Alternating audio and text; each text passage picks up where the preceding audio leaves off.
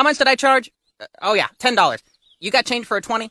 I only got $6.12. Oh, well, that's okay. Here, just give me the $6, and then I'll give you the 20. Okay. Now, give me the pubes, and I'll give you back $2.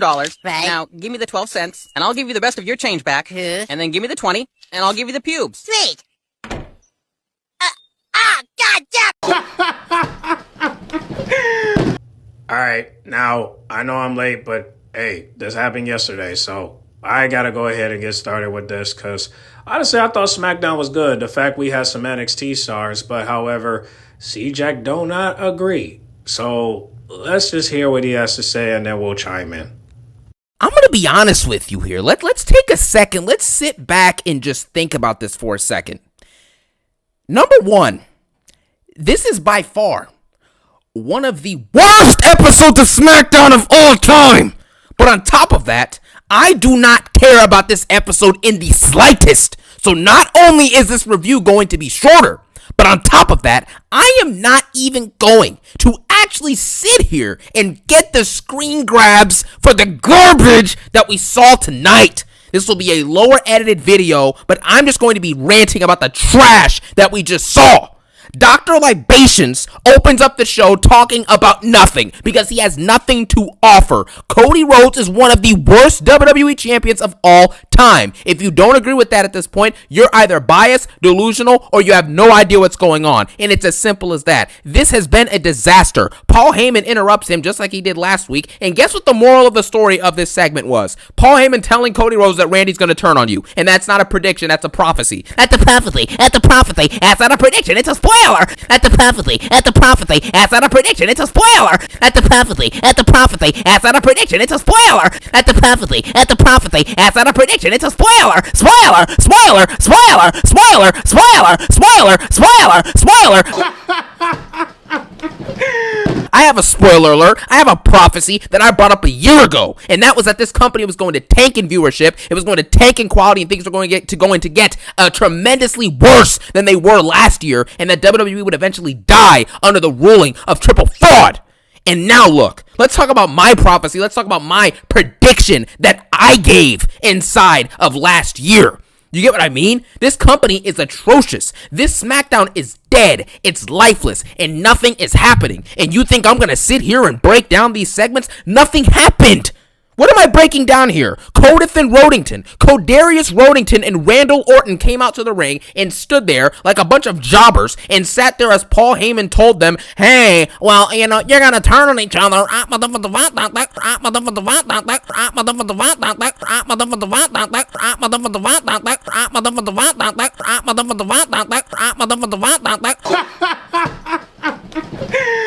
Really? This is what we're doing at this point? You know, SmackDown had one of the lowest ratings in the history of SmackDown like a few weeks ago. I think it was like a 1.2 or a 1.1 million.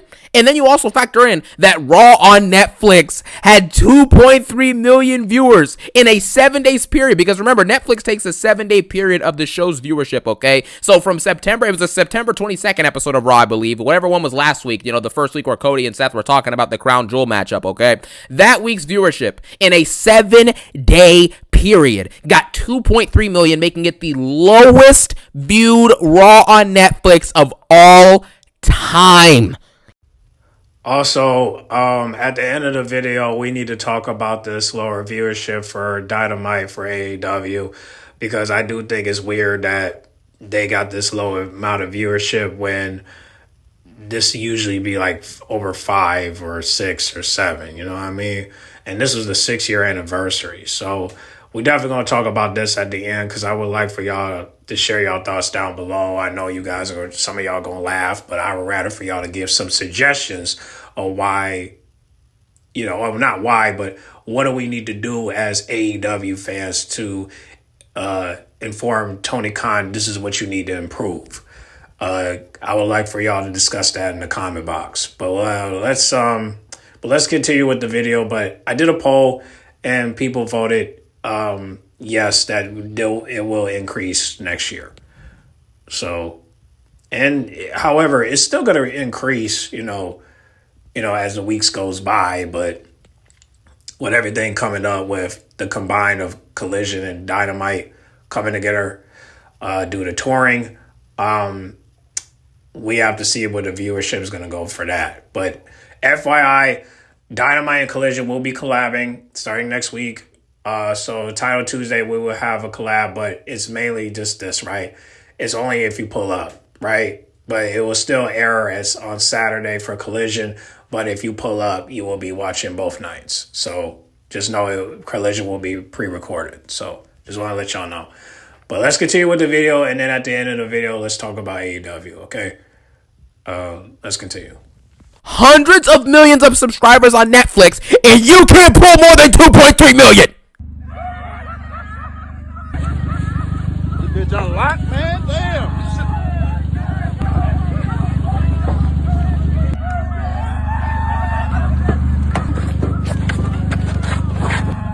Bro, what the fuck, bro? You ain't gonna help that. I don't want to ever hear anything about this company ever again, man. Triple Fraud has ran it into the ground until I get better product. A better product that actually is good. I don't give a crap about what happens on these shows. And next weekend, by the way, your boy will be traveling. I will still have out my Smackdown review and my Crown Jewel review. But either way, regardless, expect another rant similar to this, because this is embarrassing. Expect me to always be honest with you guys. You have to understand that when this product sucks, when viewership is tanking, when the quality is going down, this is not a time to talk about, oh, well, I like this because it was a decent wrestling match. This promo with Cody had a decent line. He's the WWE champion, the alleged face of the company. And you're telling me that him and Seth Rollins and Codarius Rodington, the two world champions of your company, are in a segment on a Raw. They're advertised for a Raw episode, and it's your lowest viewed Raw of the year, and it's your lowest viewed Raw of this new partnership with Netflix. ESPN's calling WrestlePalooza a C at best, and that's being generous. In all seriousness, they knew it was probably a D or F tier show, but they had to call it a C because they're partnered with the company.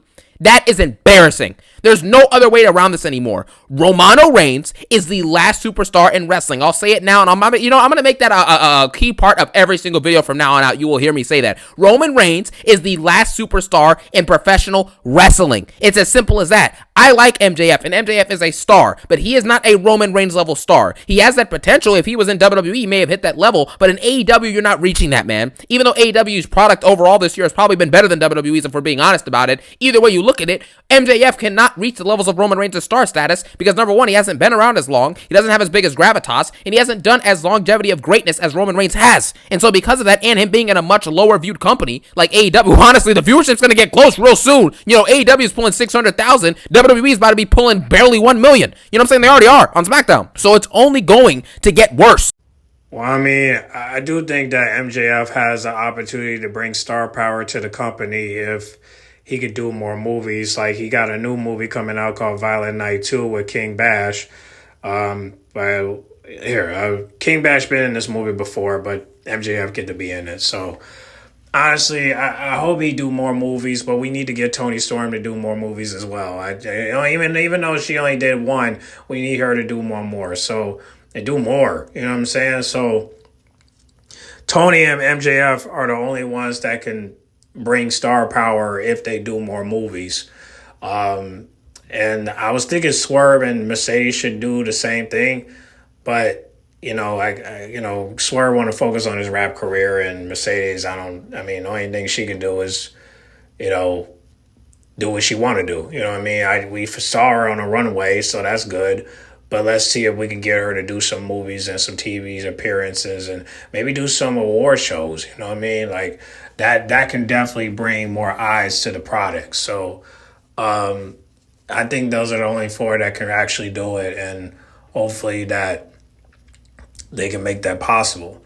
But that's the only people I can think of that can bring more eyes to the product. Everybody else, they gotta, it's gonna take a minute for them to build star power. It's gonna take a while. But if you guys got any suggestions, any superstars you could think of that could bring star power to the company, comment down below, let me know. But that's the only four I can think of that can actually bring more viewership if they take the Hollywood route or the industry route, right? Like Swerve can get into music, come up with a hit, and maybe that could bring more attention to the product. Or Mercedes can do a popular movie or a popular TV show, and that could bring more viewership to the product. But we have to. That's only 4 I can think of, but they have to take it serious, including Tony Storm. So I can definitely see Tony Storm bringing more eyes to the product if she get into acting, but it just can't affect her ability to, come on the show and actually wrestle. So she would have to do it part-time, along with MJF. But those two are the only ones I can think of that could bring more eyes to the product. So everybody else need more time. So that's me. But y'all comment down below and let me know who you think that can bring star power to the company of AEW. Y'all comment down below. Let me know. Let's continue with the video. But the fact is, Roman Reigns being the last superstar basically means that Codarius Rodington and Seth Rollins as your world champions, they can be advertised for the show 15 billion weeks in a row. It does not matter. The viewership is going to decrease because they are not stars. They are not leaders. They are not needle movers. They are not heads of the company that you can actually trust to bring your company into a better and bigger and brighter era with more views. Roman Reigns, okay, he led WWE to, obviously to having a better time in the early 2020s, up until like early 2024. They had a much better time than they did from like 2017 to 2019. It's not even close. And who was the spearhead of that? It was Roman Reigns. Guys like Roman Reigns and obviously people like Drew McIntyre, you get what I mean, and others like that. Rollins played a role as well, but obviously Roman Reigns is the head honcho of the whole entire thing. So it's not close, man. If Roman Reigns does not win a world title within the next, 5 months or so, or 4 months or whatever, this company's going to die. I'm sorry, this is life or death at this point. You cannot trust any of these other jobbers to play this role. They're all mid-carders or jobbers pretending to be main eventers. Seth Rollins is not a main event guy. I'm sorry. I like Seth Rollins, but we have to stop the nonsense, okay? Codarius Rodington is not a main eventer. He's Stardust, okay? It's as simple as that. When in the world did you have a scenario where Roman Reigns is advertised for your Smackdown and you were getting anything less than 2.2 or 2.3 million views on Smackdown? Heck, early last year with him and The Rock being there, they were averaging 2.4 to 2.5 consistently, even a 2.6 I think at one point they got. Just a year ago on Fox, they were averaging that on Smackdown viewership, and now you can barely get 1.2 million? What is the excuse for that? Oh, well, they changed the network. I don't care. Stop. Okay, stop the nonsense. Oh, well, they changed the network so the viewership decreases by 1.4 million because of a network change? But for some reason, SmackDown that was only broadcasted in the U.S. on Fox, you know what I'm saying? And it gets more views than Raw can globally in a 7-day period on Netflix. SmackDown does it in 2 hours last year in the first part of the year with Roman as champ and The Rock being there. Stop. It's over. Roman is the last guy. He's the last star. So it's as simple as that. Until they build a new one, I don't want to hear anything about Cody Rhodes and Seth Rollins. I'm glad these numbers are coming out so we can see it for ourselves. They have one superstar, and its name is Roman Reigns. Anyone other than that is a mid-carder or a jobber pretending to be a main eventer, and it's as simple as that. We move on to the next segment after this garbage opening segment with Codarius Rodington and all the other jobbers with Randall and Heyman and all them. Carmelo Hayes comes out and gets skull-crushing finale by The Miz. After this takes place, D-Lister Black fights Samuel Zayn for the U.S. Championship, okay? Samantha Zayn ends up beating, D-Lister Black because of a Damian Priest interference, I believe, and that's basically that. Afterwards, Damian Priest beats up D-Lister, and they have a match set for next week that nobody cares about. And I'm glad you did take it, Aleister Black, but the problem is you're still beefing with Damian Priest. And because of this distraction, Sami Zayn retained the title, which it was expected. But one thing that was supposed to be expected was a new challenger. And to face somebody that's part of the main roster is not the problem. It's the fact that El Bafemi didn't come out and show his debut. And I think I know the reason. It says here from Cultaholic Wrestling that WWE reportedly still has plans for Obafemi in NXT going forward. Wow. Now, I hope this is not true. But if this is true, then that's messed up because he should come to the main roster and challenge over Sami Zayn. But it's obvious they don't got no plans for him. I don't know why, but they would have never done this at AEW. But yeah, it's a damn shame. We then get a contract signing, and this is one of the most infuriating things of all time. Tiffany Stratton, and I mean this with all due respect, because listen, I want to preface this before I say what I'm about to say. Tiffany Stratton, the actual person, is listen, this is not about her, okay? I'm sure that Tiffany Stratton, she obviously has the talent, you know what I'm saying, to potentially be a great wrestler someday, and I'm sure the person behind the character is an amazing person, you know what I'm saying? I'm sure she's a great person. However, the character of Tiffany Stratton in WWE context is absolute garbage. Unwatchable trash, corny, repetitive, boring, nonsensical, botching multiple moves, has not had one engaging or good story the whole year she's been WWE champion this long. This is a failure. The push has failed. All she does is say yada yada yada, I respect you, because that's all everything is about. I respect you. I love you. I need you. I appreciate you. I'm proud of you. You know what I'm saying? Let's put a song together at this point. We need to start making the CJAX anthem. We're going to call it the Codarius anthem. You know what I'm saying? The Stardust anthem, bro. Libation anthem. We're just going to keep on loading up the anthems. Now, Tiffany Stratton goes out there and embarrasses herself on the mic because she has nothing to say. She has nothing to say. She goes out there and says, you know, Stephanie Vacquer, I appreciate you. I respect you. And I have to say, I've been looking forward to getting my hands on you in this ring and, you know, beating you eventually and having facing off with you. But no matter where we go, France, England, wherever, it's always going to be Tiffy time. What is the difference between that promo and the 15 billion she's cut this year? It's the same promo. Yada, yada, yada. This thing runs on Tiffy time. Yada, yada, yada. It's always Tiffy time. Yada, yada, yada. What time is it? What time is it? What time is it? It's time for you to lose your championship and get back to NXT until they figure out how to book you or you figure out how to do something better than whatever the heck this is. This is embarrassing. And it's as simple as I don't want to hear anything about anything, man. Stephanie Vacquer, I can't even remember what she says. Well, here I am to remind you. So this is what Stephanie said. She said, I respect you. You are a great champion. I know I have only been champion for 2 weeks, but Tiffany, I will show you who I am because I won't be losing any much. So next week, may the best woman win. So yeah, that's what she said. And so just in case you guys forgot what she said, that's what she said to Tiffany before Tiffany said what she said. So feel free to read it back or screenshot it, but that's what she said. If you want to go back to the video, you can, but that's what she said to Tiffany. So not much to say, but definitely enough to say, yeah, make the best woman win. So I like that. But I like the segment. It was good to me. So if he don't like it, that's on him. But hey, it's better than Cody Rhodes, you know, in the Seth Rollins segment. Didn't even watch it. But watching this is worth it because this is the match I want to see. I want to see Stephanie versus Tiffany. So I'm down to see this match, and I can't wait to watch it when the pay-per-view is over. Because I think this is going to be, to me, I hope this match be booked by Shawn Michaels, so that way it could be a 5 out of 5, just like Io Sky versus Stephanie Vacquer. But we got to wait and see. But this is definitely, most definitely has to be a 5-star. Has to be. So hopefully we can get that. No botching, just a good, clean wrestling match. That's what we need to see, and I'm down to see it. So y'all comment down below. Let me know what y'all think about that. The segment from SmackDown with Tiffany and Stephanie. And are you ready for this match? Y'all comment down below. Let me know. Let's continue.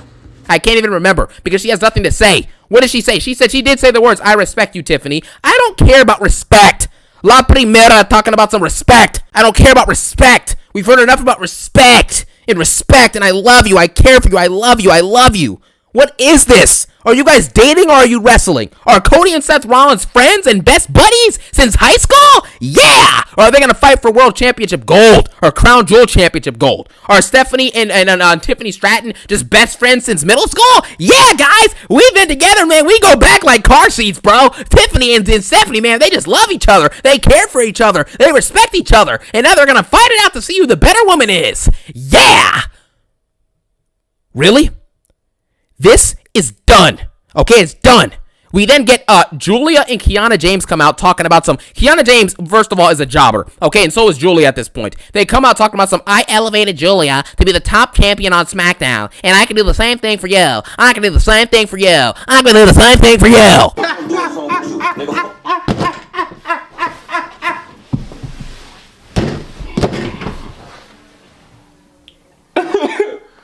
Hey, fool, that's so disrespectful, bro. I'm not even going to finish off this segment, man. Nobody cares. Tiffany Stratton beat someone up. Stephanie Vaquer beat someone up. You're going to have two faces versus two heels next week. You have Tiffany and Stephanie Vaquer are going to be teaming up to fight Kiana and Julia next week on SmackDown. Again, why are the people who are fighting each other going to be teaming up the night before? Thank you.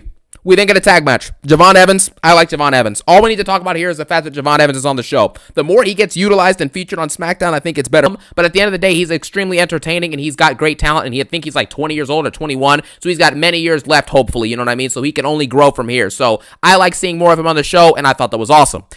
All right, we all know what's going on with Zyra and Soruka, but what's going on with Alexa Bliss? Why is she acting weird? I don't know what it is. I mean, like, because Charlotte is trying to get along with her, but Alexa's just like on some, ew, you acting weird type shit. I don't know what's going on here. I mean, I know some people saying she might turn heel, but I'm just like, look, do you want to do it right now when you guys still have the belts?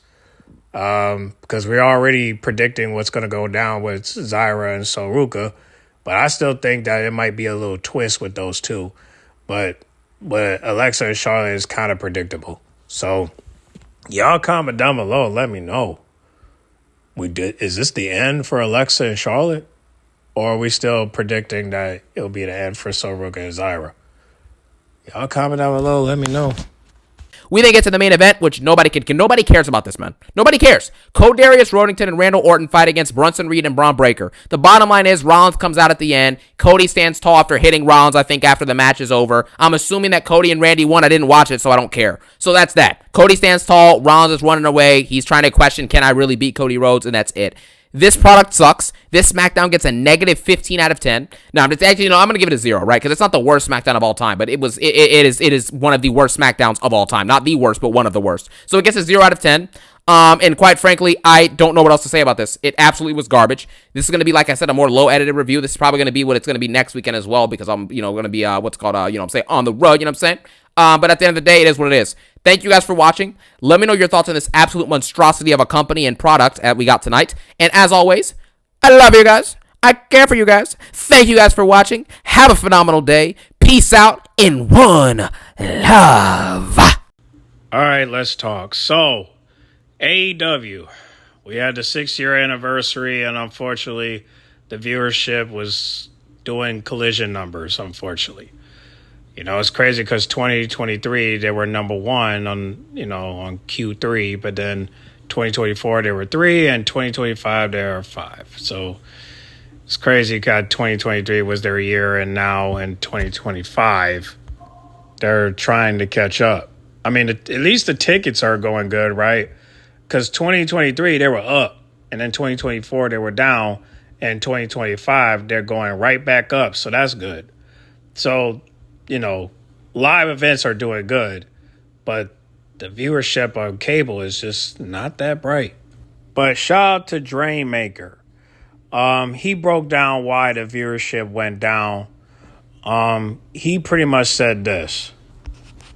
The new Nielsen methodology for TV ratings is a disaster for pro wrestling. The move is basically complete, and from this point forward, data will be based on new numbers. AEW did 465,000 viewers and 0.09 for Dynamite's 6th anniversary show, down 32% from last week under the old method from 0.14. These numbers don't include HBO Max.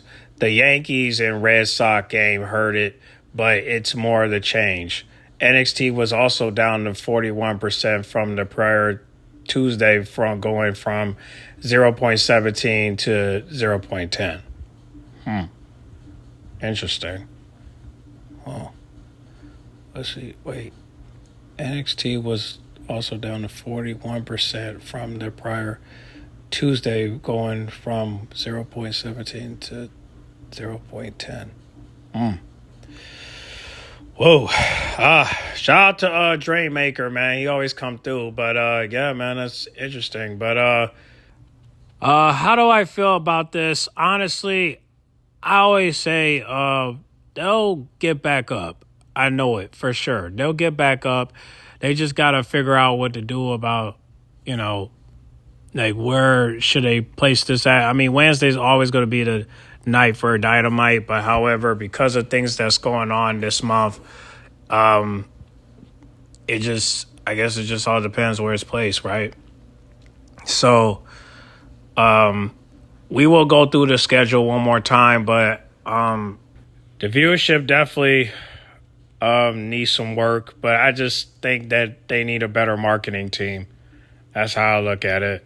Hire some former WWE marketers that could probably help this.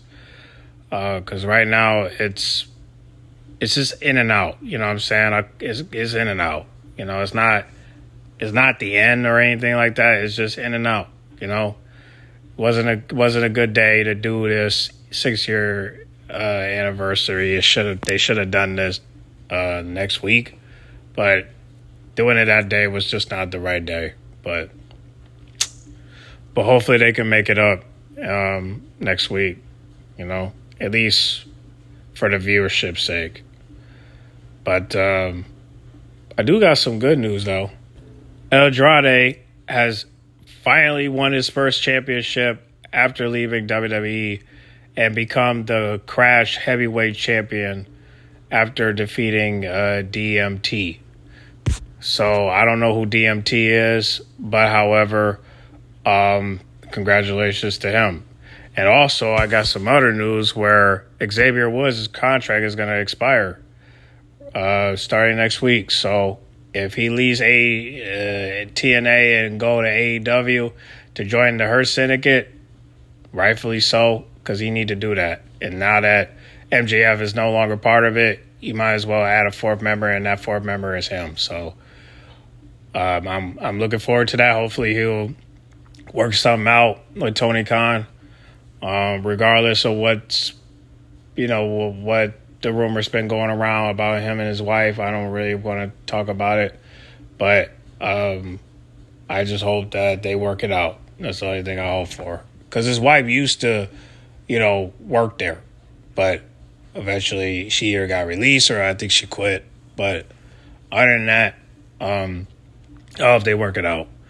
But yeah, man, I would like for you guys to comment down below and give me your suggestions on what AEW can, improve for their marketing, so that way the viewership can go up just a little bit. So y'all comment down below, let me know. Now look at the schedule right here. You guys want to screenshot it, go right ahead. But I need y'all to look at this schedule. October 15th, 20th, and 29th. That's my birthday, by the way. Dynamite and Collision will be combined, and it won't end until November 5th. So just want to let y'all know. So also my birthday will be on the 29th, so I'll be able to watch both. Well, one of the nights, which is most likely Dynamite. Because remember, they're only doing both for live events. So you get to still watch Dynamite on Wednesday and Collision on Saturday. But if you're pulling up, then you're most likely going to be watching both. So there you have that. But I put the banner on the screen, so if you want a screenshot, go right ahead. But y'all comment down below and talk about this viewership, man. Like, what's the best solution, and what can Tony do in order for him to get it back up to the numbers it used to be? Y'all comment down below. Let me know again in the comment box. Make sure you guys like, subscribe, share if you're new. And I'll catch y'all in the next video, all right? I'm out.